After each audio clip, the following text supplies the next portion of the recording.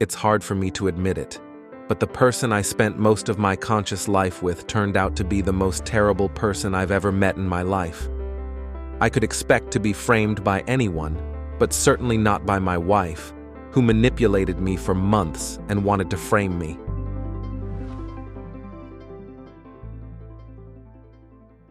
My wife, Joanna Templar, looked at me, John, and sighed in frustration. "Listen, dear. Gail needs someone to check her hot tub. She wants to start using it now that the weather's warming up. You know exactly how to fix it, and it should only take about an hour." I gave my wife of 24 years a thoughtful look. We had gotten married while still in college. She was studying for her teaching degree, and I was working on my mechanical engineering degree. We had our first child while pursuing our postgraduate studies. Jason is now 21 and working on his own mechanical engineering degree. After a few years of teaching, Joanna decided to shift her career slightly. She pursued a master's degree in public education and moved into administration. Over the years, she continued her education, eventually earning her doctorate and becoming the local superintendent of schools. I earned my master's in engineering and started my own company, where we design and build everything from bridges to mechanical devices. The whole world seems to turn to my company for oversight and critical analysis of any new mechanical inventions. It might sound prideful, but my reputation is so strong that companies anxiously await my approval of a new patent. Our other son, James, is now 18 and will soon be heading off to college. He hasn't decided on a major yet, but I'm confident he'll end up in a teaching career, as he has a passion for guiding and mentoring others. You might think that Joanna and I would be content by now. We both have successful careers, our sons are doing exceptionally well, and we're in good health. Joanna is an avid runner who regularly competes in 5K and 10K races. I'm a member of a CrossFit gym and often compete with athletes half my age. I've also dabbled in MMA, so I know how to handle myself if needed. However, Joanna has become increasingly difficult to live with over the past year. As I reflected on it, I realized this might have started even earlier. We moved to this gated community 5 years ago. It's a small, close-knit place, and our neighbors welcomed us immediately, inviting us to various community events. Although I wear a business suit daily, I've always seen myself as more of a blue-collar worker, shedding the jacket and tie as soon as I can after work. Joanna, on the other hand, has always aspired to be part of the upper class. In this community, we're considered upper class, but as hard-working new money rather than old money aristocrats. I've made a few friendships centered around drinking beer and watching football. However, none of our neighbors are into NASCAR, so I end up watching the races alone. Honestly, it's not the drivers that interest me the most. I'm more focused on the individual cars, especially since I've been involved in the development of various parts. There's a sense of pride when a car that my company had a hand in crosses the finish line, even if it doesn't come in first. Those races are tough on both the cars and the drivers. Over the past couple of years, our neighbors and friends have come to realize that I'm not just an engineer. I also love tinkering with devices to learn how they work and to repair them. It's something I've always enjoyed doing, and it's probably what led me to pursue an engineering degree. Suddenly, Joanna started getting requests for me to fix various household issues. For example, one woman mentioned that her sprinkler system wasn't programmed correctly, and the service company couldn't seem to help. I managed to get it working the way she wanted, even though it wasn't the most efficient way to water her lawn. Another neighbor asked me to adjust her pool controls so the lights would turn on and off at specific times. You can see the pattern here. Joanna would answer the phone and let me know who needed my help. I'd then go figure out what the problem was and try to fix it. Sometimes it was a legitimate issue, like a bad belt on a furnace fan, but more often than not, it was minor stuff that either didn't need fixing or could have easily been handled by a professional. I just had to shrug it off and do as requested. If I didn't respond right away, it would lead to a cold war at home. I may have to describe Joanna in more detail. She has a strong A-type character. She's the kind of person who takes responsibility and moves things forward. which is perfect for her role as superintendent. During her tenure, she initiated many successful programs, thanks to which she fully justified her solid salary. At 5 feet 8 inches tall, she has shoulder-length dark hair and striking brown eyes. She has a good figure, and I find her incredibly attractive. Judging by the looks that many people cast at her, I'm not alone in this opinion. Joanna is a real woman, but she knows how to be persistent and diplomatic when necessary. Teachers, staff, and the school board seem to admire her, and whenever rumors of her departure surface, they team up to convince her to stay. She handles all politics, drama, and distractions with grace and a smile. On the other hand, I'm 6 feet 2 inches tall and I weigh about 200 pounds in good weather. As I mentioned, I do CrossFit in the gym, and I can keep up with guys half my age who are 46 years old. I used to train in MMA and even participated in several fights. Although I didn't win them all, everyone knew that they would have to put in a lot of effort to defeat the old man. My hair is thinning, but not too much. It's brown with reddish highlights, and I have blue eyes. I usually shave my face, mostly for business reasons, as most of my clients seem to prefer it that way. However, when I'm hiking or hunting, I don't bother shaving for a few days. One of my goals is to purchase a large motorhome and a motorcycle so that I can travel.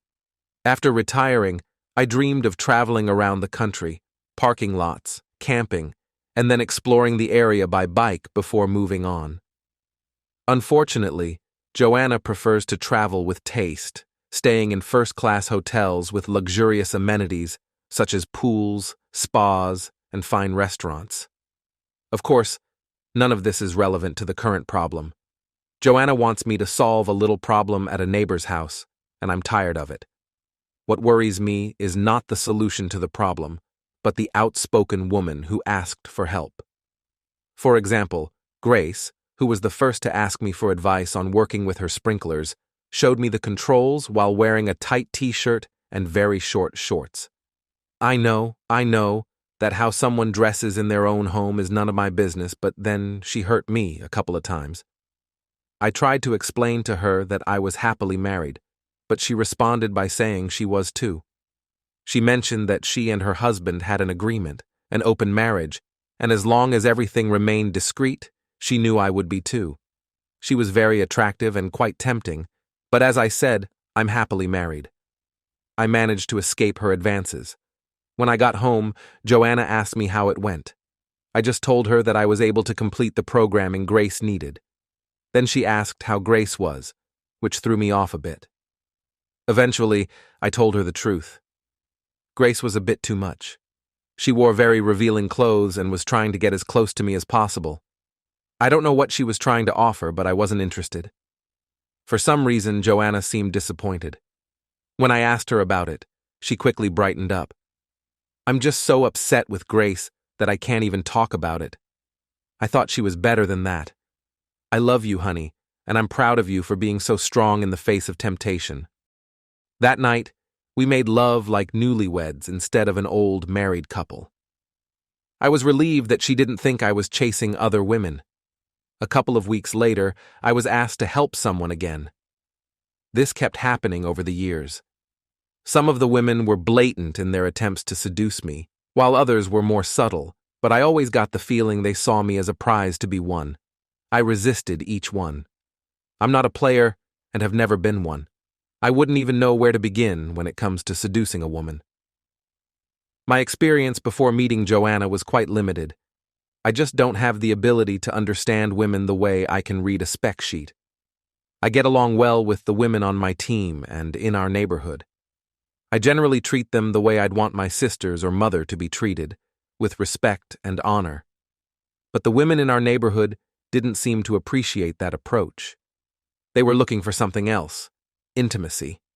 I should mention that within the first year of moving into our gated community, a few of the men tested the waters to see if Joanna and I might be open to swinging, and I'm not talking about dancing.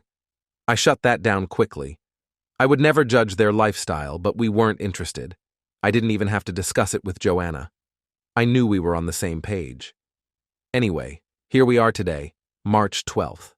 The weather's nice, and Joanna just got off the phone with yet another neighbor asking me to fix something.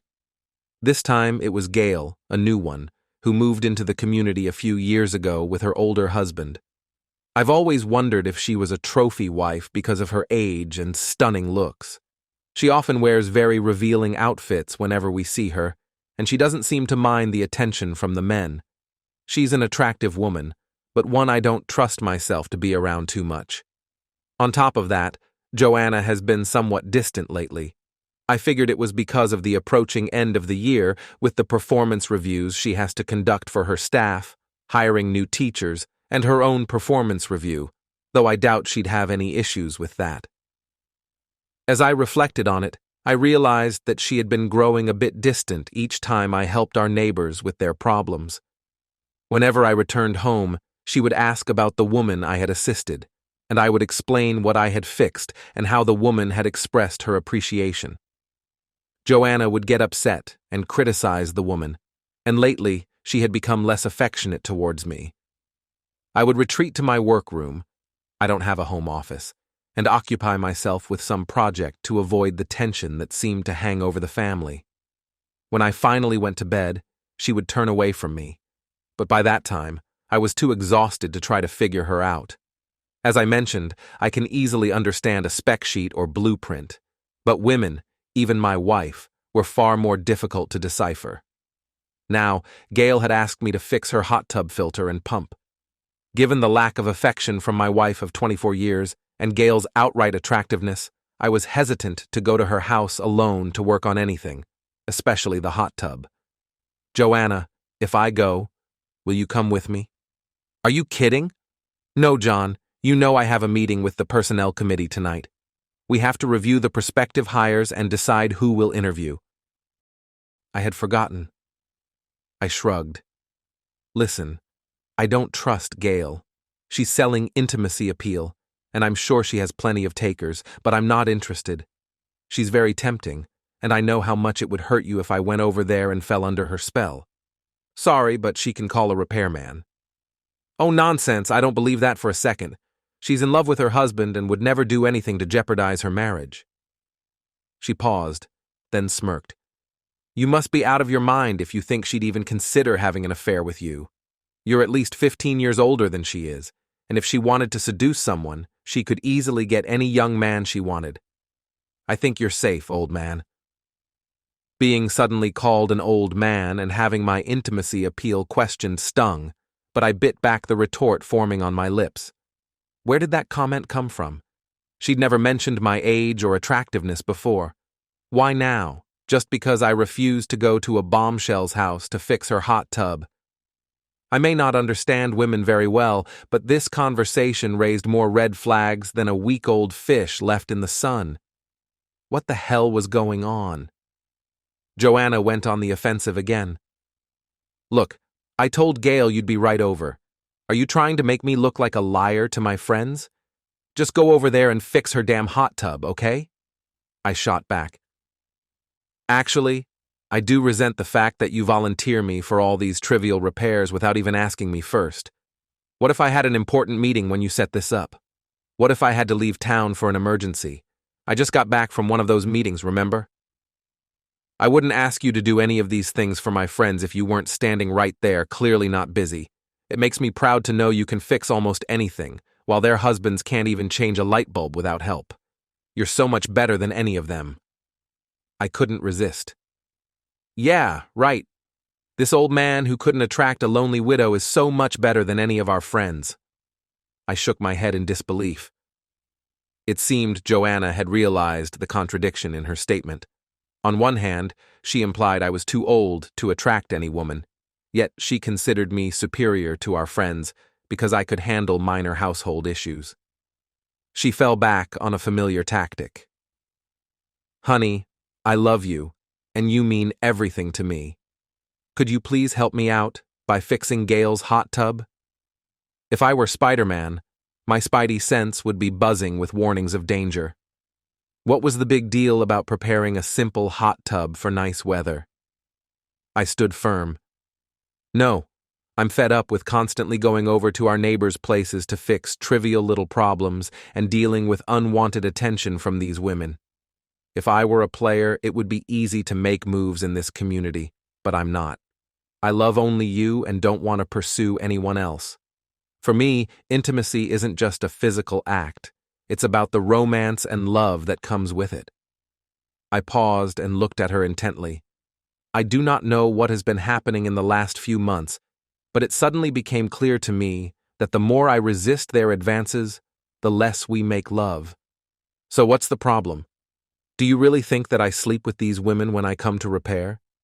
Is that why you get angry and keep your distance for days and weeks after each of these repairs?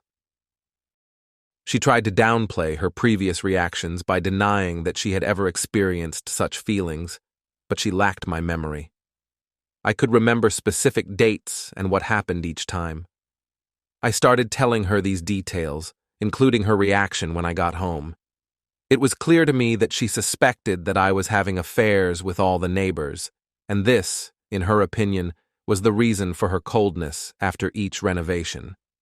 She continued to deny that she thought I was cheating on her.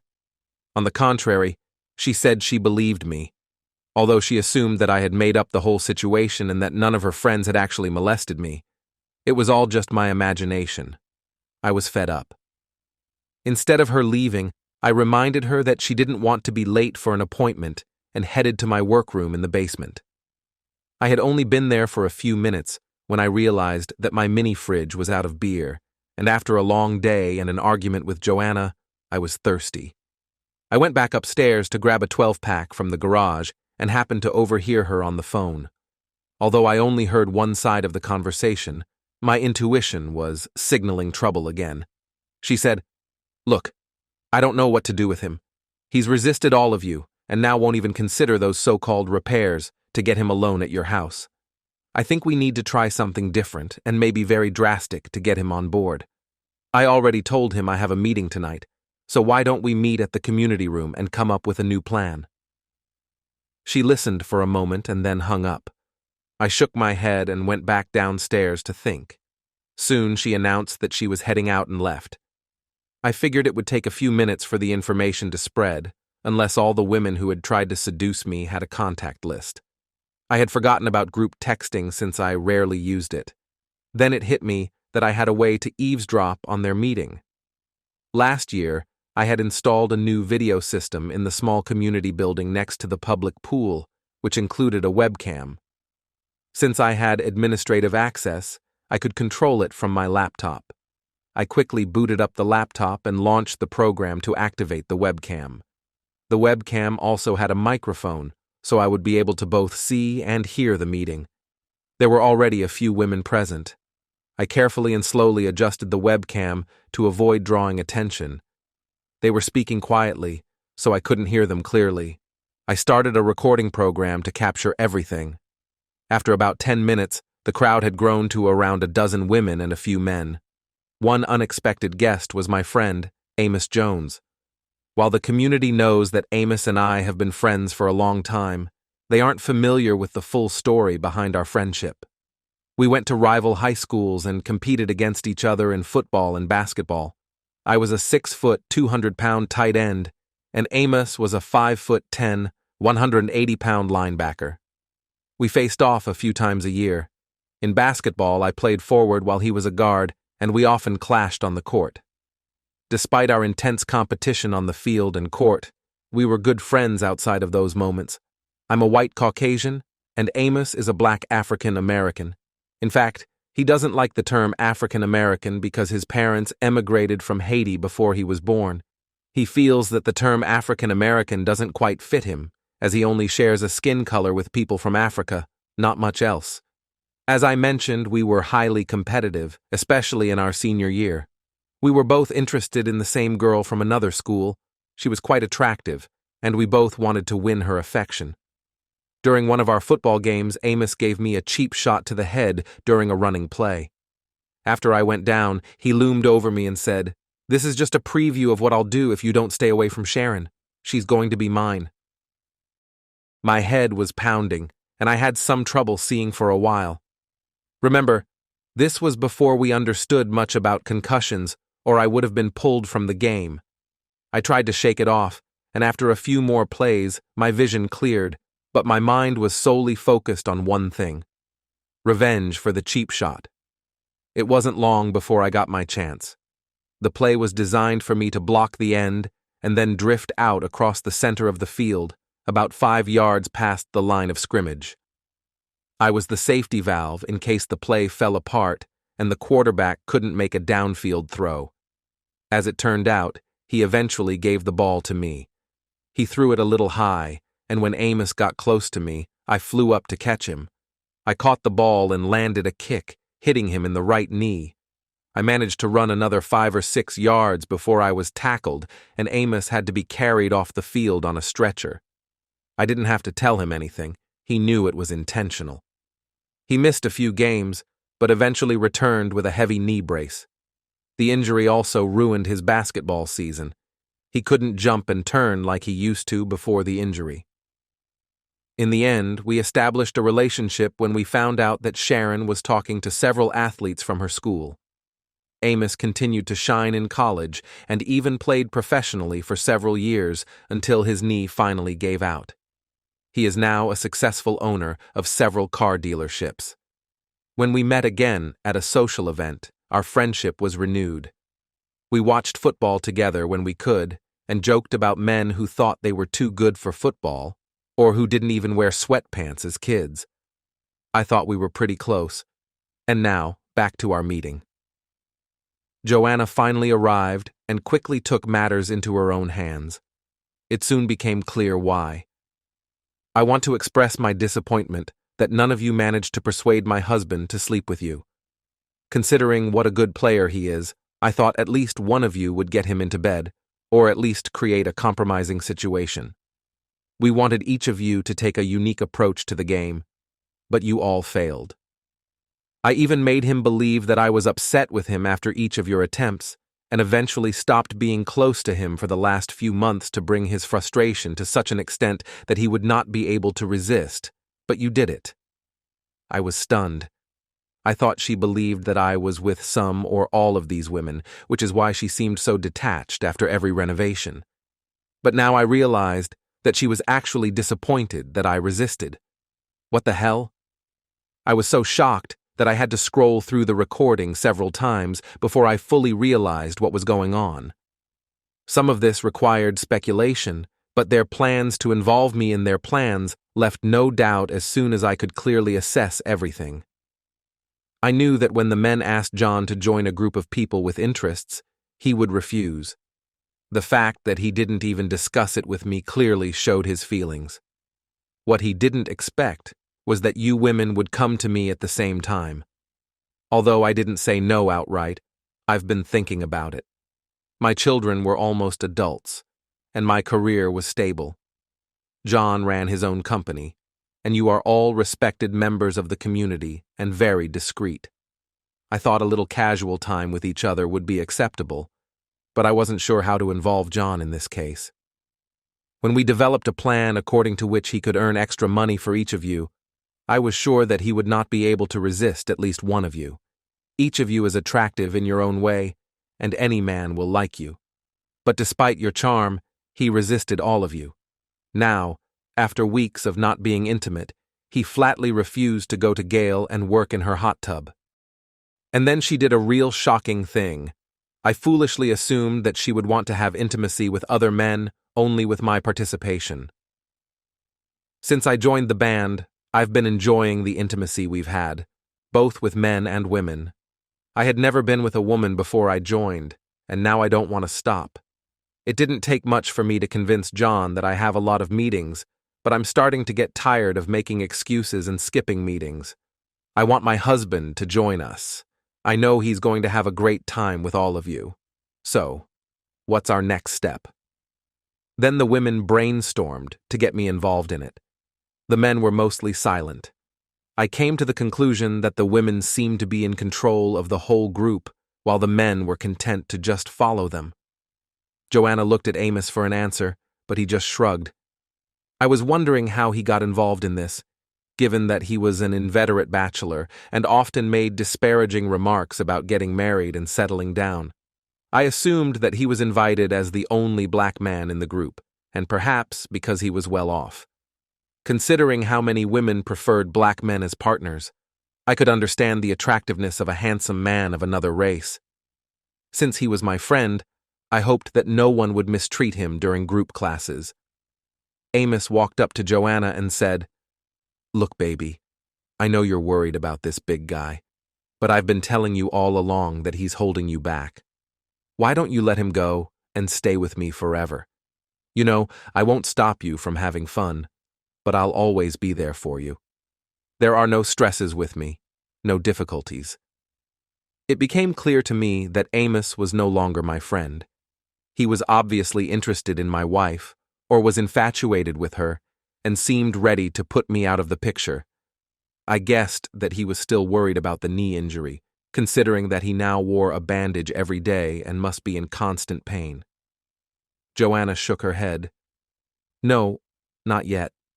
I care about both of you, but I love John more. I love being with you, and touching your skin to mine is great, but I still like him the most. Everyone else is just different, not necessarily better. I want him to participate in our forbidden activities."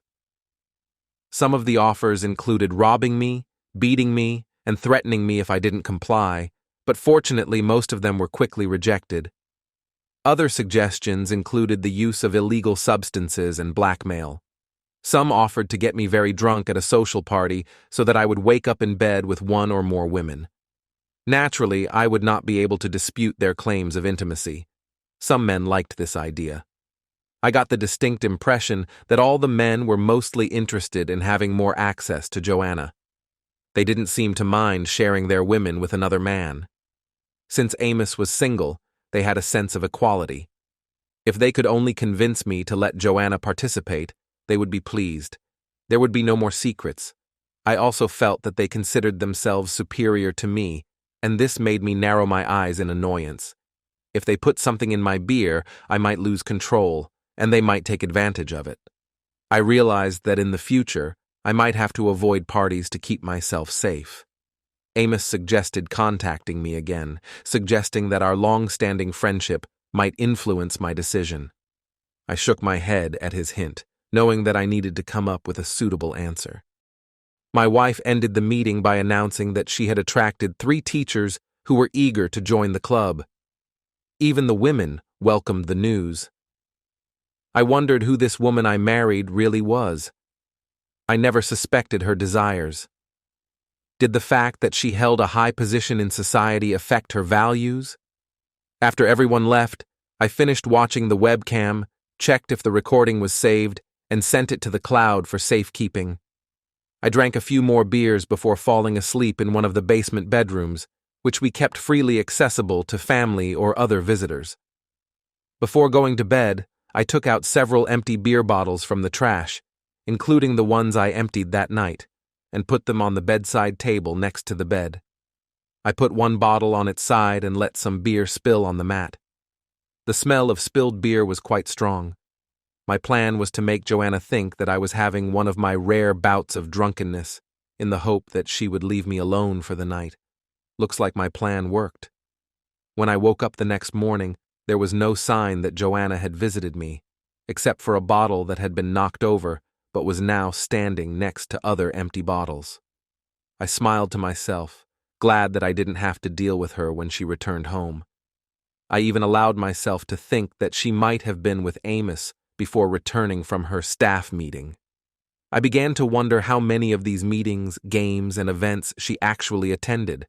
How often did she use the excuse of a mandatory meeting to go and cheat on me with one of the neighbors? These thoughts were driving me crazy. I went upstairs to take a shower and shave, and then went to the kitchen, where I left a pain pill and a glass of water on the table to give the impression that I was unwell. By that time, Joanna had already left. Her day always started early, at least that's what it seemed to me. I was on the verge of going crazy with these thoughts, and I realized that I needed to pull myself together. I had always relied on my analytical mindset to help me stay grounded, and now I needed it more than ever. I called in sick to the office. Fortunately, I had a reliable team who could manage things in my absence. Often I felt my presence was only crucial when dealing with nervous clients. My involvement seemed to calm the situation and help everyone focus on the actual issues rather than their fears about potential outcomes. I had an uncertain plan and needed some clarity on my next steps. First, I reached out to my law firm. As a small business, we had a firm on retainer for contracts and occasional legal disputes with disgruntled employees or clients. While they specialized in corporate law, there were a few aggressive divorce attorneys in the firm with whom I could consult. I also contacted my accountant to quickly devise a strategy for protecting the business in case of a divorce. He began working on it immediately. Since the company was incorporated, she could only claim stock, so my main task was to safeguard it. I then spent some time reflecting on the future of my marriage. Given what I had observed and heard, I struggled to envision a future together. She refused intimacy, despite expressing her love, and even invited me to enter into relationships with other women, while she continued to violate our marriage vows. Besides, I had to think about the children. Jason was finishing his bachelor's degree and planned to get a master's degree right away before starting work. I still hoped that he would come back and work with me, although I understood that if he wanted to, he would look for his own path for a while. He shouldn't worry too much if Joanna and I break up. We'll still be his parents, even if he doesn't rely on us so much. With James, on the other hand, it was different. Compared to Jason, he was better at controlling his emotions. This did not mean that he was weak, but at the age of 18 and on the verge of independence, I was worried about how the breakup might affect him. Unfortunately, I could imagine him staying at home to comfort his mother instead of going to college if we split up now. Could I pretend that I still love her and act convincingly enough to distract her from her goals towards me? I considered various scenarios. Should I try to make her believe that I am seriously ill, for example, with cancer? Or should I make her think that I'm becoming an alcoholic? After last night, it might be worth a try. Maybe I should assume that I have another addiction, for example, to gambling and illegal substances, or perhaps a combination of them. I doubt she'd like to think I had such dark desires. I glanced at the clock and realized it was lunchtime. I quickly made a sandwich and devoured it hungrily, surprising myself with how ravenous I was. Normally, I would meticulously clean up after myself, as I have a bit of an obsession with order and cleanliness. However, I forced myself to leave the bread out, along with the plate and knife. I did rinse my glass and took an empty beer bottle to the upstairs trash. Small steps lead to bigger changes, and maybe in a few days, I'd leave out other empties for her to find more easily. I needed to decide which type of bottle to leave: wine, gin, vodka, whiskey, bourbon, or beer. I'd have to think about that further. At the scheduled time, I met with the lawyers. We discussed a few issues, and when I explained why I was exploring my options, one of them scoffed dismissively. It was clear he was biased, so I asked him to leave. Since he was part of the firm, he couldn't represent Joanna, but I doubted he would passionately support my case if he felt I should simply accept my wife's and her lover's plans. The other lawyer was better at concealing her feelings. She assured me that if I pursued a divorce, she would protect my interests as much as possible. I logged onto her computer and showed her the video. She informed me that it likely wouldn't be admissible in court because it was recorded without consent in a semi-public space, which wasn't under my control. We concluded that, at best, the video provided me with some private leverage over Joanna. None of the parties involved would want such footage to appear unexpectedly online. Embarrassing videos could harm careers without ever needing to prove their authenticity.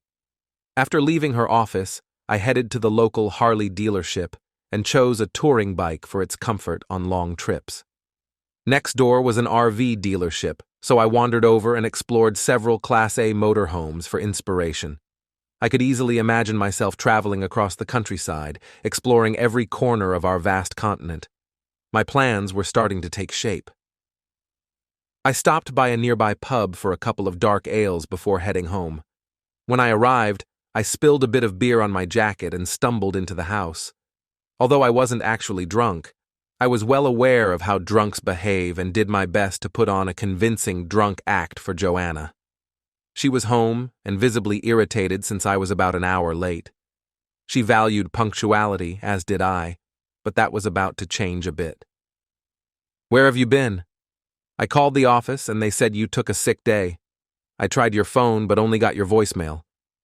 She took a quick sniff and said, "You're drunk. What on earth is going on? You usually only have 1 or 2 beers." I paused, swayed slightly, and stood up straight at my full 6-foot height. I contemplated her questions before raising my hand and ticking off each question. "I've been out." Then, pointing vaguely and squinting to focus, I continued, "I figured that since you don't want to be intimate with me anymore and told me I couldn't attract any women, I might as well go to the pub and start making friends with the older guys there. We've got things in common." I finished examining my fingers and glanced back in her general direction. I also enjoy beer, so I had a few more than usual. I'm not drunk and am completely in control at all times. She snorted, clearly doubting my claim of being in control and sober.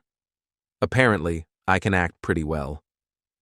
I staggered over to the table and nearly missed the chair as I flopped down into it. "Whoa! When did we get a bucking chair?" I chuckled at my own joke, but Joanna didn't share the amusement. I waved her off dismissively. "What the hell, woman? What's your problem? I've had a few beers and you act like I'm a drunkard. Am I embarrassing you or something? Are you worried about what the neighbors might say?" She threw her hands up in frustration. "God damn it, John. Why did you have to get messed up today of all days? Amos called and wants to come over to talk, and here you are, all messed up." It seemed I had really annoyed her. She rarely swears, even in moments of passion, though I don't know what she might do with other lovers.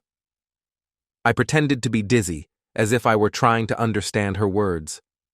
"You say Amos is coming over. Why is he doing that?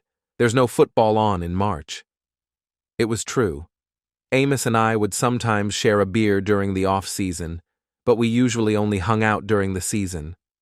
Joanna tried to downplay it. "I'm not sure.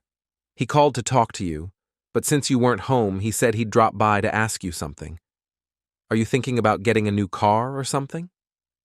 I shook my head vigorously, almost falling again. Amos didn't sell motorcycles or RVs, so there was no reason for me to talk to him about that. I also couldn't admit that I knew he wanted to discuss having an affair with my wife. I got up from the table, went to the fridge, grabbed another beer, and opened it with a bit of exaggerated effort. At the same time, Joanna asked if she thought having another beer was a good idea. I nodded and tried to make my voice sound as slurred and loud as possible. "Yes, I think having a beer is a great idea. In fact, a few beers would be even better. I've been holding back for too long. My business is failing, and my wife doesn't want to be intimate with me anymore. My best friend probably wants to sleep with her and add her to his list of favorite women." I let my voice die down and my head sink. I thought about how my life was changing, but not for the better, and tears rolled down my face as I listened to my wife. "What the hell is this, John? What's happening? What do you mean by saying that your business is collapsing?" She decided to ignore the rest for now. After all, how could she explain the lack of intimacy? How can she claim to like it when we haven't had anything for weeks? The idea of the business failing was something my accountant and I had talked about. Although the business was actually thriving, she didn't really understand it. In fact, she had once introduced me as a mechanic instead of a mechanical engineer. Given my knack for fixing things, she probably saw me as just a skilled mechanic earning good money. Since she only glanced at our tax forms to sign them each year, she had no clue about my actual earnings. The accountant thought this lack of knowledge might work to our advantage. I shrugged and asked, "Where did you hear that? Who's been talking about the company?" As a drunk, I probably wouldn't remember accidentally revealing anything. She tried to explain how she learned about it.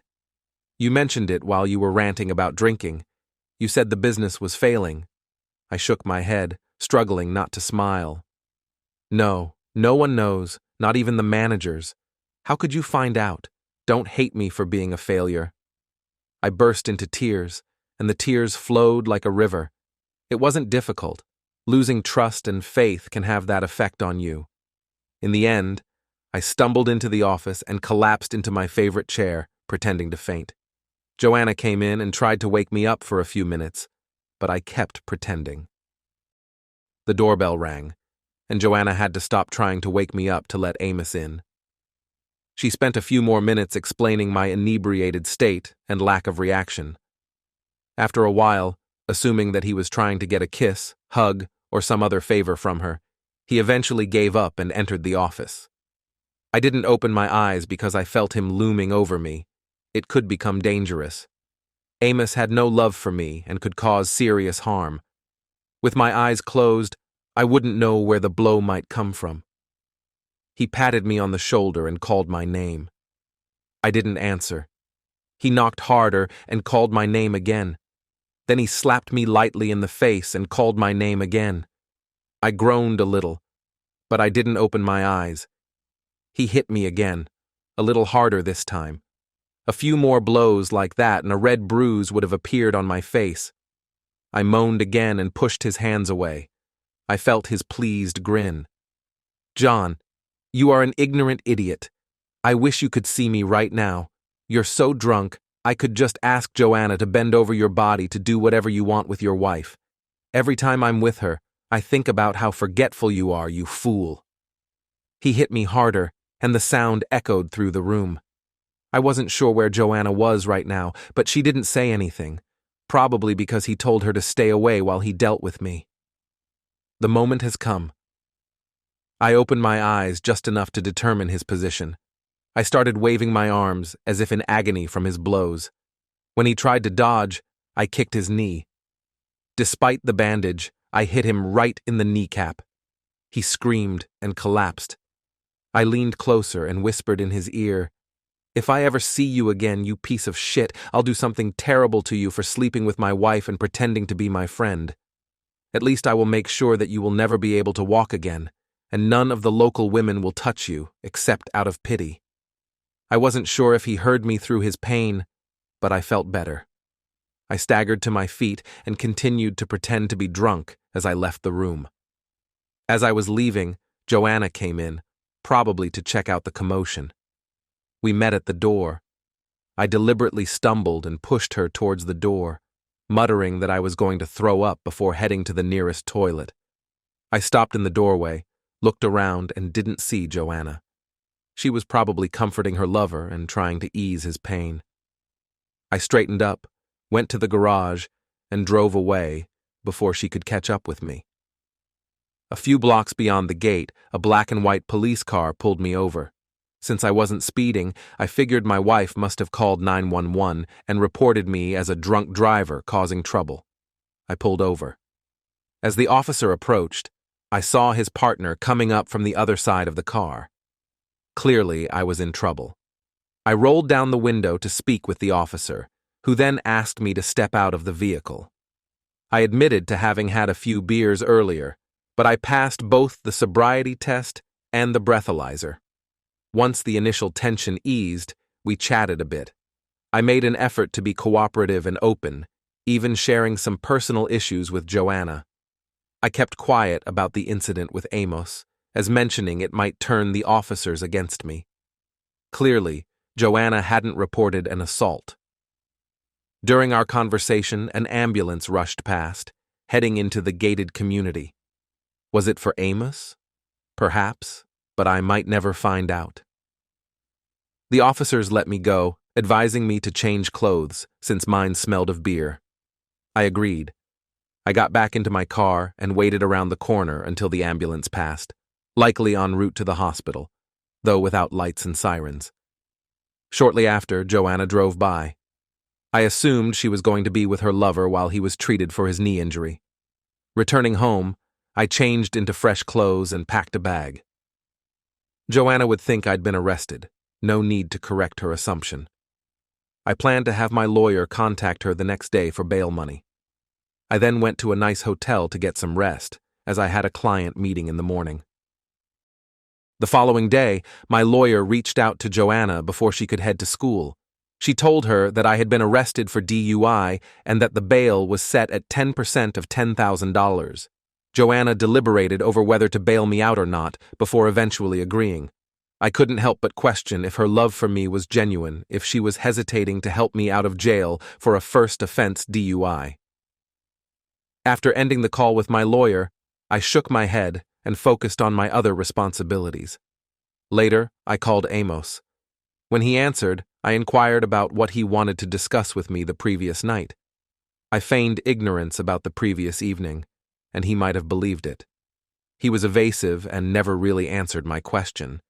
It seemed he needed to confront me directly to reveal that he was involved with Joanna.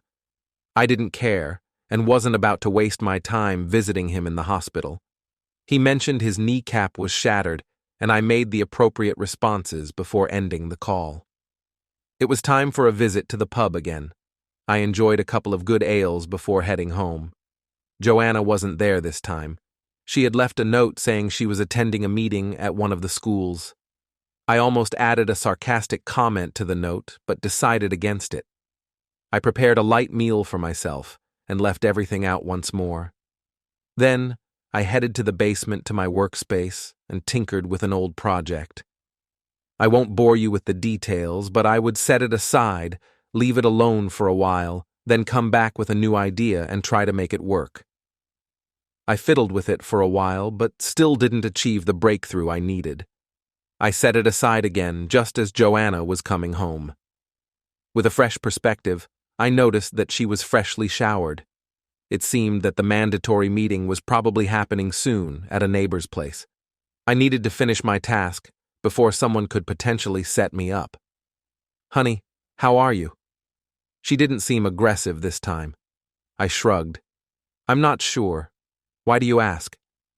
"This is the second time this week you've left food and dishes out after eating. Are you upset with me for being away so much lately?" I really wanted to express my frustration about her being unfaithful, but I kept it to myself. I tried to downplay her worries. "Sorry, I've been distracted. Let me go upstairs and tidy up." I moved past her and went upstairs without saying anything more. It took only about 10 minutes to sort out the mess. I grabbed a beer from the fridge. She had followed me upstairs. Since she rarely went down there, it didn't make sense for her to linger. "Are you sure you should be drinking?" she asked. I replied, "Why not? I'm at home. My keys are on the hook, and I'm not planning on going out again. Can't I get drunk in my own house?" "John, I'm worried about you. You've started drinking a lot more than usual. Last night, you were so drunk that you passed out in your chair in the den. When Amos, your best friend, tried to wake you, you kicked him and sent him to the hospital. Then you left and drove away, and the next thing I heard was that you were arrested and I had to bail you out. Last night, you mentioned that the business is in trouble and got defensive when I asked for more details. I think you might have had a blackout and weren't aware of what you were doing. This, combined with leaving food out and not cleaning up after yourself, things you never do, is really starting to worry me." She paused and examined his face. "Talk to me, John. Please, tell me what's going on." She reached for my hands, but I didn't raise mine to take hers. She withdrew her hands and began to cry. Strangely, I wasn't particularly worried about her distress. I took a hearty gulp of beer as she slumped into a chair and continued to sob. I moved to the living room and took a seat. After a while, she managed to regain some composure and came in to sit opposite me. "I apologize for the outburst, but I still need you to talk to me, honey. Is there anything I can do?" I wanted so badly to yell at her and wish she could go back and undo her infidelity, but I refrained. She couldn't, and I doubted she even wanted to. She simply wanted me to accept her way of life, which was not something I was prepared to do. I decided to be honest, to a degree. "I don't see how anything can change the outcome now. It's too late for that. I just need some time and space to figure things out. I paced around the spacious room, contemplating our situation. With James about to move out, I'm questioning the need for a house with 6 bedrooms and 8 bathrooms. Perhaps we should consider downsizing. A smaller home could save us a significant amount on maintenance and utilities. Besides, we rarely use the hot tub or the pool. Joanna, who often left early in the morning and was almost always in meetings by evening, wasn't aware of how much I utilized the pool to stay fit. Joanna was adamant. No, I wanted this house and it's perfect for us. I hope that when the boys get married, they'll have a place here for themselves, along with any family or friends who visit. I love our community and our neighbors, and I can't imagine leaving them. I thought to myself that moving might interfere with your intimacy life. But what about us, my love? When will we have time for ourselves? I know I'm busy, but I could delegate some of my responsibilities so we could spend more time together. We haven't had any us time in ages. I can't remember the last time we had a moment to hold hands or make love. Our intimacy has become rushed and, while fulfilling, feels more like a quick encounter. We rarely go out for a meal together unless it's related to work or school. Could someone else take over some of these mandatory evening meetings? Can we find a way to have more time for ourselves? Naturally, she dodged the issue. I'm home many evenings when you're not. Maybe we should plan our evenings better. I'd like to attend more neighborhood events. The wives always tell me how much they miss us and how much fun they have. Once again, she avoided mentioning anything about intimacy, only alluding to neighborhood gatherings which might hint at an intimacy club. I waved dismissively. I'm calling bullshit on that, Joanna. I'm home at least 5 nights a week. You always come in or call to say there's some emergency, a meeting, or a game, and then you're out the door. You come back hours later exhausted and barely talk to me before heading to bed. With our huge bed, we don't even touch when we're both in it. Thank God for the brown bottle. From a few feet away, she couldn't tell that I hadn't finished the beer. I held it like it was nearly empty. Damn, out of beer again. I'll be right back. I went to the kitchen, out of her sight, poured the remaining beer down the drain, and grabbed a new bottle. I realized I needed to stock up on beer. I should pick up a couple of cases tomorrow. When I returned to the living room, Joanna shot a disapproving glance at my beer. I took a big sip and wiped my mouth. Since we can't agree on anything, I'm going to retire to my workshop and see how we can continue to maintain this ugliness. Without waiting for her answer, I turned around and headed back to the basement. I assumed she wasn't going to change anything other than my approval of her extramarital affairs. With her income, she could cover the costs of the house, utilities, and HOA fees. At least the HOA also took care of the lawn and landscaping. Around midnight, I went upstairs, took a shower, brushed my teeth, and used a mint mouthwash to get rid of the taste of beer before climbing into bed, trying not to disturb her sleeping form. In the morning, I turned on my computer and looked at several adult websites. I opened several windows to watch several videos at the same time. If she had checked, she would have seen that I was watching adult films. She was always afraid that it might come out and damage her career. I chuckled to myself, imagining what the school board and the public would think if her nocturnal adventures became public.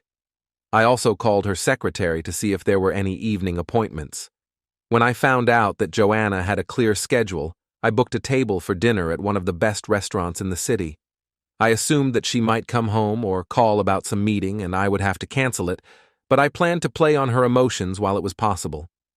My lawyer called me around 9:00 and we had an extensive discussion. He had explored my options regarding the business, and we decided to transfer all stock and control to a trust. Joanna wouldn't have access to any of it since none of the stock would be in her name. Her lawyer would be shocked once they found out. I could then work as a freelance consultant, receiving direct payments from the company.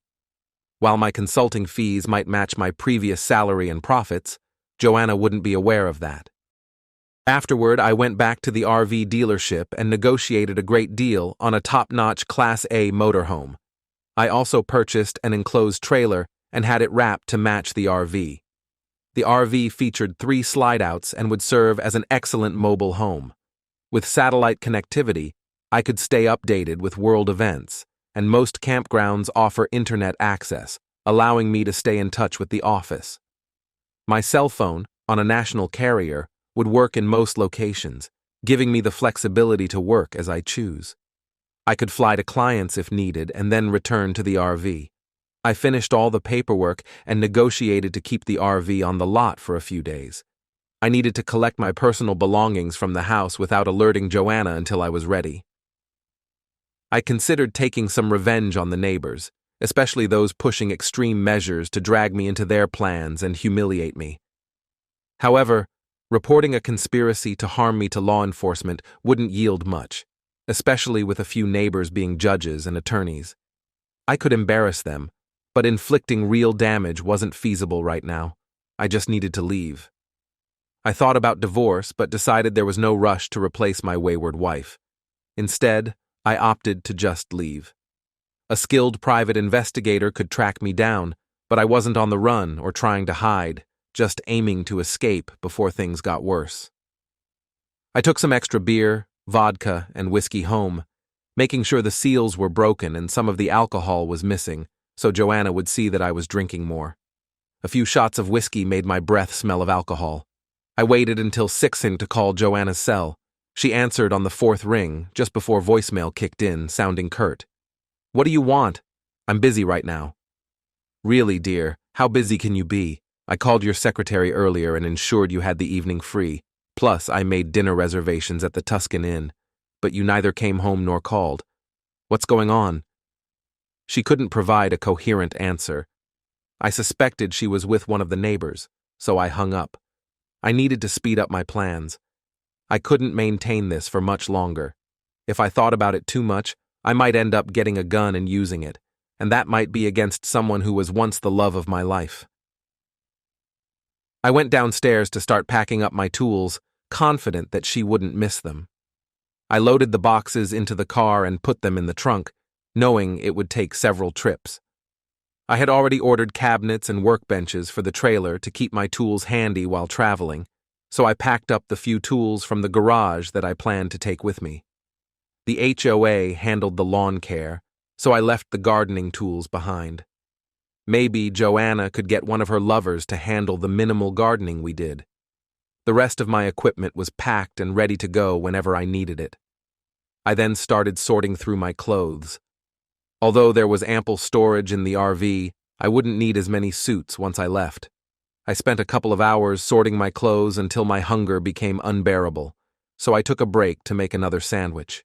I was growing tired of cold sandwiches, and my frustration led me to leave all the fixings out on the counter. I was fed up with her.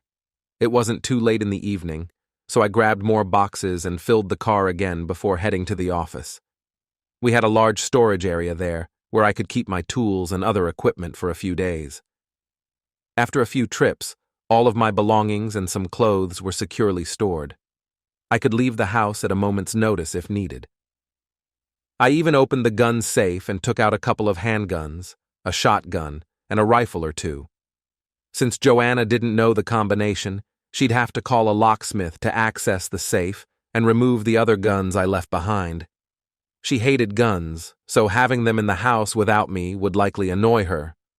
Although considering she rarely spent any time there, she might not care. When I got home from my last office trip, Joanna was already there. I walked in, poured myself a generous glass of whiskey, and as she attempted to talk to me, all I could hear was the muted adult voice from the Charlie Brown cartoons, "Wah, wah, wah, wah." I kept my back to her for a few minutes, savoring the smooth bourbon. When I finally turned around, her face was flushed and she looked upset. "Did you say something, dear?" I made sure to slur my words a bit. "Yes, John, I did. I was trying to find out where you've been all evening. I came home right after your call, but you weren't here. I thought we might still go out, but you were missing." I nearly burst out laughing at her nerve. She actually expected me to believe she'd rushed home and found me absent. Unless I detailed exactly what I had been doing, I couldn't really call her bluff. So, I fibbed to cover her lie. You were so upset when I called you that I decided to go out for a bite after making a cold sandwich and canceling the reservations. I wanted a warm meal and some company, but you weren't here, and since I don't cook, I had to eat out. I straightened up, trying to maintain my composure. Her eyes narrowed further. How much have you had to drink tonight? Obviously not enough, or I wouldn't understand what you're implying. I had a couple of shots before I left, a few with my meal, and a couple more when I got home. Over 3 or 4 hours, it hasn't been that much. Surprisingly, she didn't buy it. Bullshit, you're slurring your words and barely standing. How dare you drive drunk? You've already been caught for DUI this week, and now you're risking it again. I couldn't help but snicker. Risking what? You forget I'm an old man with no appeal, so who am I flirting with? Her face grew even redder. I continued. Who was I flirting with? Was she attractive or a dog? Maybe I'll end up with a dog-faced girl. All cats are gray in the dark, you know. At least I'd be getting some action. I chuckled at my own joke, and Joanna stormed off to the bedroom, slamming the door behind her. Well, looks like I'll have to find somewhere else to sleep. Too bad. I thought I was being quite witty. She just lost her sense of humor. I went to one of the other bedrooms, the one furthest from the master. I took a shower without soap and dried off with a guest towel. Joanna would be mad, but what's new? I slept well and was relieved to find that she was already gone when I got up in the morning. I took another shower in the master bath, this time with soap, and got ready for work. I made sure that the remaining clothes I needed were moved and ready. I figured, why not just pack them into a couple of suitcases? We had plenty of them. Soon they were packed, and I placed them in a corner of the garage. Joanna parked next to the interior door, so she wouldn't have any reason to notice where I had put the suitcases. I then went to the bank to set up new savings and checking accounts, moving half of our money into them. I discovered that Joanna had opened a separate savings account where her paycheck was deposited, with a portion transferred into our joint account each pay period. Since I didn't have access to that account, I couldn't see the balance, but it seemed like she might be planning to leave me in the future. Where was the woman I had married? I called and removed my name from all of the joint credit cards and had a few new ones issued in my name only. We usually kept a small balance on these cards and used them only for emergencies, so it wasn't too difficult to persuade the companies to make the changes. Next, I called to remove my name from the house utilities and ensured that the utilities for the company were solely in the company's name. When we started the business, all utilities were in our names due to the company's lack of credit history. I was uncertain if they had ever been updated, so I was relieved to confirm they had been. This way, Joanna couldn't interfere with the business. Finally, I met with my senior staff. We established a new hierarchy of command and set up protocols for contacting me in case of an emergency. Realistically, I expected to be called only when a client issue couldn't be resolved promptly, and I would be the last resort to try to resolve it. I informed everyone about the situation in my personal life, providing just enough details for them to understand that Joanna and I were separating and might end up getting a divorce. I didn't go into the specifics. They didn't need to know all the details. They got the gist. Over half of the staff had experienced significant breakups themselves, and even the gay and lesbian colleagues were not exempt from the challenges of emotional relationships. I concluded the meeting by promising a night out in celebration on Saturday, feeling that we were getting close to achieving our goal. Returning to my office, I packed up some personal items, awards, prototypes, and models into boxes and stored them away to be handled later. I was taken aback by a call from Joanna at 11 hours. Since we weren't officially separated yet, I hadn't asked the receptionist to screen my calls. I chose to remain polite, as I was supposed to stay sober during the day. "Hello, Joanna. How are you this morning?" She hesitated before speaking. "Sorry, John. I forgot to mention earlier that we're invited to a wine tasting at Gail and Lester's place tonight. Can you make it?" My intuition was suddenly on high alert. Was this the night? Were they planning to prohibited substances me into submission? More importantly, how could I avoid falling into their trap? The wine at these events was pre-poured and served on trays, making it easy to slip something into one of the glasses and ensure it ended up in my hands. She was waiting for my response. "I'm checking my schedule now, Joanna, and I don't have anything planned for tonight. What time should we be there?" "I'm heading to Gail's straight after work, but I need you to pick up some different wines, so we have a variety to taste. Could you do that and get there around 7 now?" "Sure, but what about dinner? Or, as your friends call it, supper?" "I'm going early to help with the snacks. There should be plenty and a good variety to satisfy most appetites, so you can snack to your heart's content." Great. Even more opportunities for them to prohibited substances someone. I might manage to avoid the wine, but how do I avoid the food? I made the appropriate noises and then ended the call. Now what? If I couldn't come up with a convincing excuse to skip the gathering tonight, it would look suspicious. There hadn't been any neighborly invitations for a while. If I didn't have such a deep mistrust of my neighbors, especially my friend Amos, I might have been more inclined to accept this invitation. Since it wasn't at the community building, I couldn't spy on the setup and assess how risky it might be. I decided to go and visited the large bottle shop a few blocks from our community gate. I picked up a dozen bottles of wine and then made a quick stop next door at the national chain pharmacy.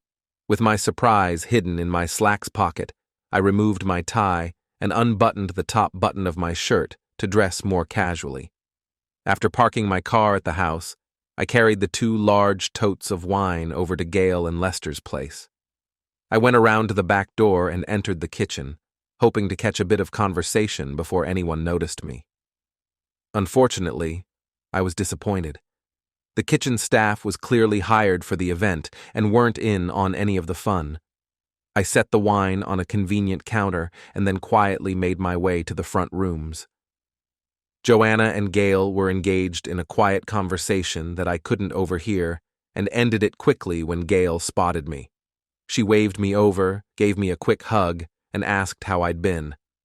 I fibbed, saying I was feeling fine, but had a bit of a stomachache tonight. Joanna offered some well wishes for my health, and soon we were chatting about the wine and cheese selections. They were also setting up a fondue pot with a variety of cheeses, meats, and vegetables. It all looked quite appealing and harmless. It's unfortunate that I no longer trusted anyone. Assuming they hadn't had a chance to tamper with the wine or food yet, I grabbed a plate and announced that I was starving while randomly selecting items from the platters. Out of the corner of my eye, I noticed Joanna and Gail exchanging glances. Joanna tried to get me to hold off. "Sweetie, could you wait until the others arrive? It seems a bit rude to dive in like this." "Darling, I'm too hungry to wait. Work was grueling today, and I barely had a couple of crackers for lunch. I need something to eat, or I might end up too drunk to enjoy the wine." She eased up a bit. I was pleased to have made it to the food before it could be spiked. I hoped to get to the wine soon, but that could wait. There was a coffee pot on the table, so I poured myself a cup, figuring it should be safe since it was the only coffee pot there. About 20 minutes later, most of the regulars had arrived, and the wine started to flow. A few new faces appeared, and I figured they must be the teachers Joanna had mentioned. I approached them and spent a few minutes chatting. They were young and recently graduated from college, so I wasn't too worried. They knew what they were getting into. It was time to begin my routine. Some of the wives were trying to get me to drink more wine, but I declined, saying my stomach was a bit upset tonight. Eventually, I accepted a glass that was offered. It was white wine with a few particles floating in it. I thanked the woman who handed it to me, saluted her, and took a sip, swirling the wine around my mouth to savor the taste. Then I discreetly added 30 milliliters of syrup of ipecac to the glass. I turned back, declared it a fine vintage, and downed the glass in one gulp, hoping the ipecac would take effect before the prohibited substances did. Syrup of ipecac is supposed to work within 5 to 10 minutes, and at around 5 minutes and 45 seconds, my stomach began to rumble. I rushed to the hallway bathroom just in time to start vomiting repeatedly. Since I hadn't yet shown any signs of the prohibited substances taking effect, I hoped I had managed to avoid its impact. After a few minutes of vomiting up everything I had eaten since breakfast, I found myself with dry heaves and had to drink from the bathroom faucet to put something back in my stomach. My gut was in agony.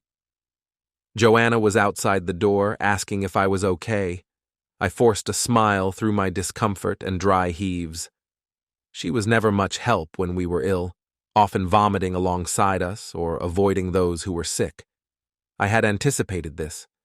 Once the worst of the stomach cramps had passed, I asked Joanna to help me get home so I could lie down. She suggested staying at Gail's, but I convinced her that I needed to go home to be comfortable. I must have gotten a banned substance into my system because when I got up I felt a little dizzy, but I was still in full control of the situation. When we left, I apologized to the rest of the group. It wasn't long before we ended up in our house. I refused to call it home anymore. Joanna helped me get to the bedroom, and I got into bed. I told her that my head was starting to spin. She made some encouraging remarks and even checked my temperature, which was normal. I let my speech get a little slurred when I told her that I love her and thank her for being my nurse.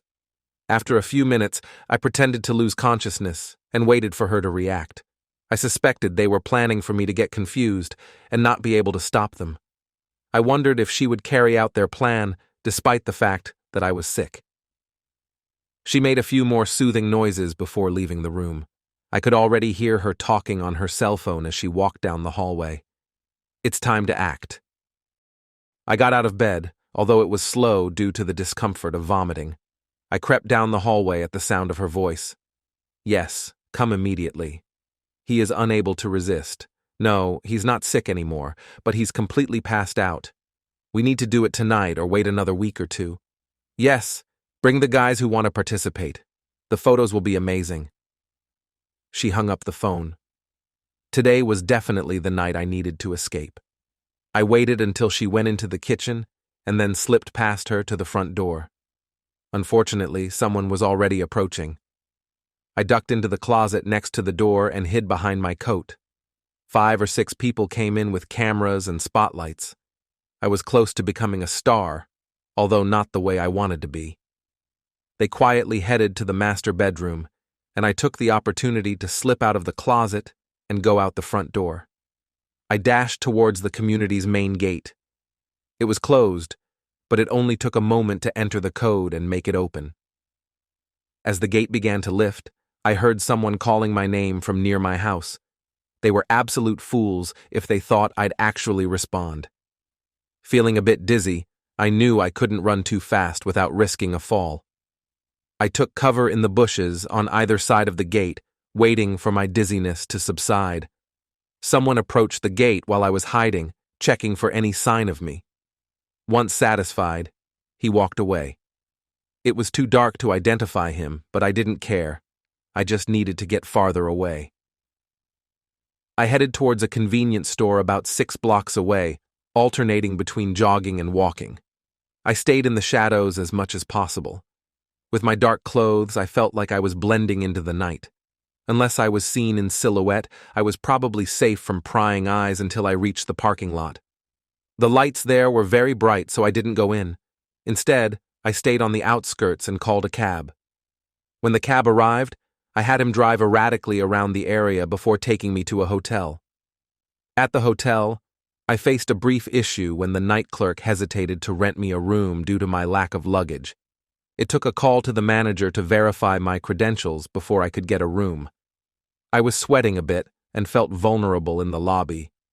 Joanna and her friends might have given the staff some story to have me thrown out, but once I was in my room, I could lock the door and feel safe. When I had securely locked the room's door, I exhaled in relief. I checked my phone, which I had set to silent upon arriving at Lester's and hadn't looked at since. There were several missed calls, text messages, and voicemails from Joanna, along with a few from other people. I deleted them all, not caring about her wants or opinions anymore. She had clearly planned to prohibited substances me and then use humiliation to control me. I was certain the cameras weren't there to film a pornographic session, but to ensure they could blackmail me into whatever they wished. What I hadn't anticipated was a visit from the police. At around 1 a.m., there was a knock at my door. I hesitated, but the knocking persisted, accompanied by a muffled, "Police, open the door." I peered through the peephole and saw badges, 3 of them. I opened the door slightly but kept the chain on. "How can I assist you, officers?" "Please, sir, open the door fully. We received a report that you were unwell this evening. Your wife is concerned you might have become delirious. She left you in bed, and when she checked a few minutes later, you were missing. We had to ping your phone to find you." "Did you visit the house?" "Yes. Officers went to your residence to take the report and gather a description of you." "Were there many people there?" "I believe so. Your wife indicated that she had called neighbors to search the area before contacting us." "Did your colleagues notice if these concerned neighbors had cameras or lights?" He nodded. "Yes, it was observed but not questioned." "Well, officer, I have a story to share that may be hard to believe. I don't want any formal investigation as the story is quite unusual, but I assure you I am in sound mind at the moment." I opened the door wider and invited them in. I had booked a suite with enough space for them to sit comfortably while I recounted my tale. I offered them a drink from the minibar, non-alcoholic, before beginning my account. They occasionally interrupted to clarify certain points, but overall they listened without seeming too skeptical. I assumed they had heard similar stories before. The real breakthrough came when I showed them the video I had recorded. Although it felt like ages ago, it had only been about a week since this part of the bizarre situation had begun. I started to question my sanity. So much change in such a short time could make anyone feel delusional.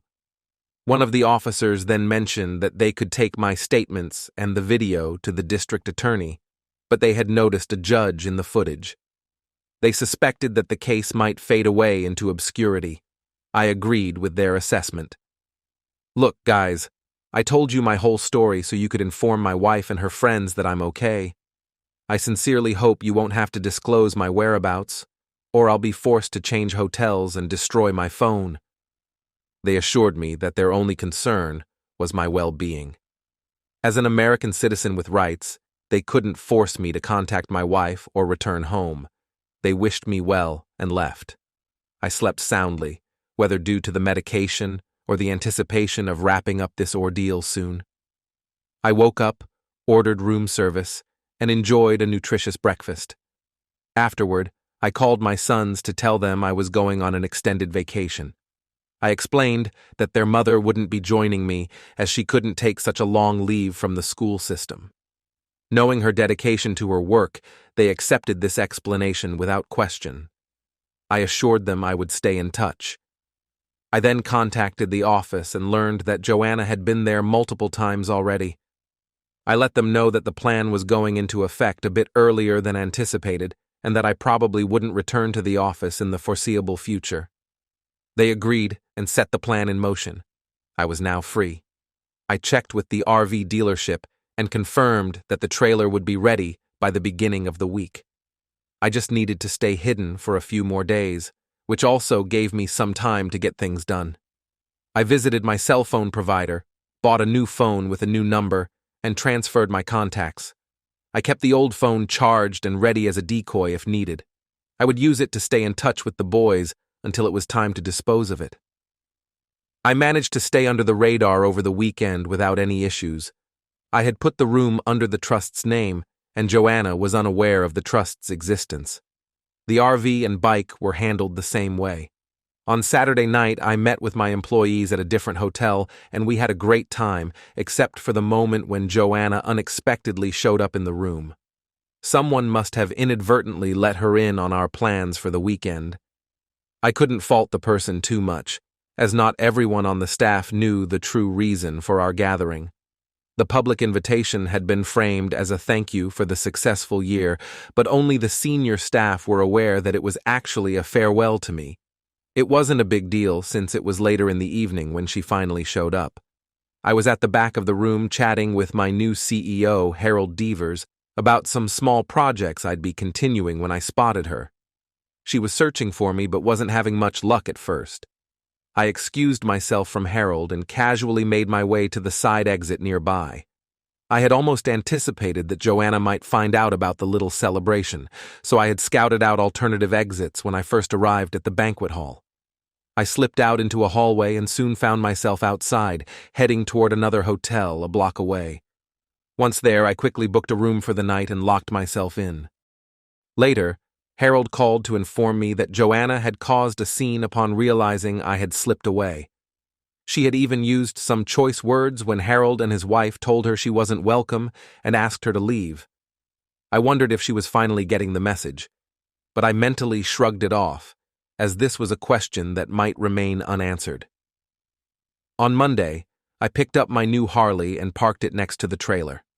I stored my tools in various lockers and cabinets, and quickly organized my clothes and personal items into the storage spaces.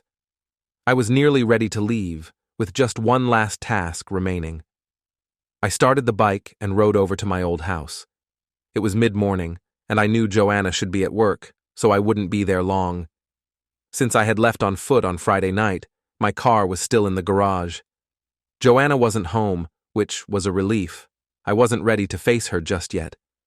You might call me a coward, but deep down, I still cared for the woman I had once married, even if I no longer liked the person she had become. I went into the kitchen, placed a note on the table, and weighed it down with my wedding ring. I also left a flash drive alongside it.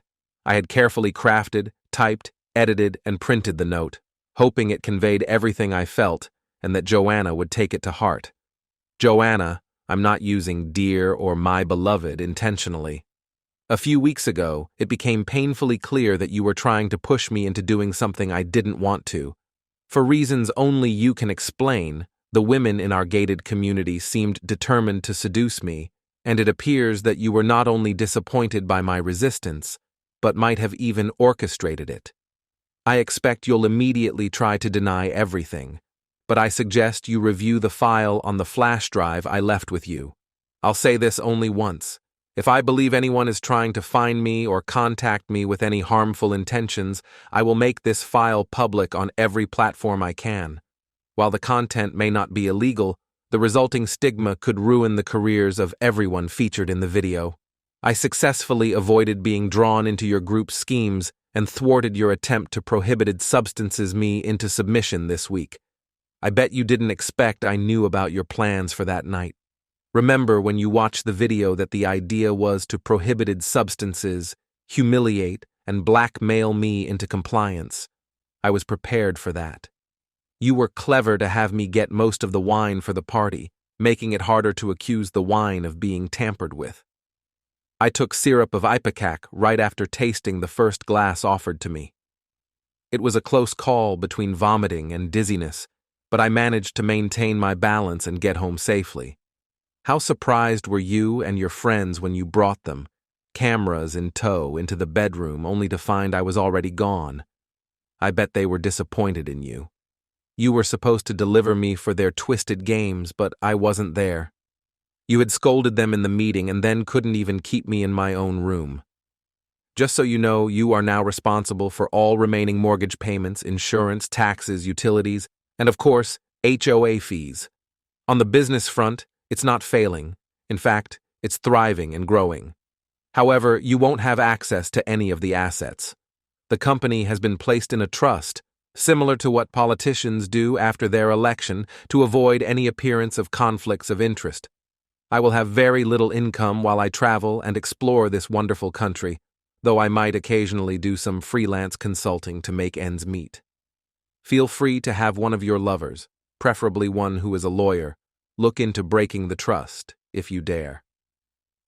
My attorney has a video of your actions and would be more than happy to make it public. I'm sure social media platforms would be eager to expose you for the deceitful people you are. Even some tabloid newspapers might be interested in the story. You'd make quite the splash on the cover of a supermarket tabloid. I once loved you deeply and wish I could find the person I married. I miss the affectionate, passionate woman you used to be, not the manipulative, cold, and calculating person you've become. Is it the power and prestige you hold in the community that makes you think you can act without facing any consequences? I've informed Jason and James that I'll be out of the area for a while, and they'll reach out to me as needed. I also mentioned that you're currently too occupied with school activities to accompany me. If there's anything else you'd like to communicate to them, it's up to you. At this moment, I am not seeking a divorce. The expense would be too high, even though I could potentially request alimony since, on paper, you earn significantly more than I do. The fact that I might have a higher worth is irrelevant. If you want a divorce, you'll need to file for it and cover the costs. I won't contest it. In a year, you could file for abandonment, and it won't matter if you find me by then. I must express my profound disappointment in your actions regarding the intimacy club and what you wanted to impose on me. It's clear that you no longer have any affection for me. Whether or not you deny this, your behavior is not that of a loving and caring partner. You are now free to pursue whatever and whoever you choose, including Amos. I will no longer be a hindrance to you. I honestly don't know why I included questions in this note, as I won't be returning to discuss them with you. I've reached the point where I no longer care, and I'm looking forward to the healing time away from you. By the time you read this, I'll already be miles away. Choose a direction, and you might end up being right. Also, don't try to track me using my phone again. I'll forgive your first attempt since I was in a bad state, and you might have been worried after trying to give me some mind-altering substance. What I can't forgive is the actual prohibited substances, Jing. The phone is for my son's use, but it will be discarded as soon as I sense you're tracking or trying to track me. I've already gotten a new phone and number. Finally, I wish you a good life. I plan to have one myself. I trust you'll understand why I'm not signing off with love, John.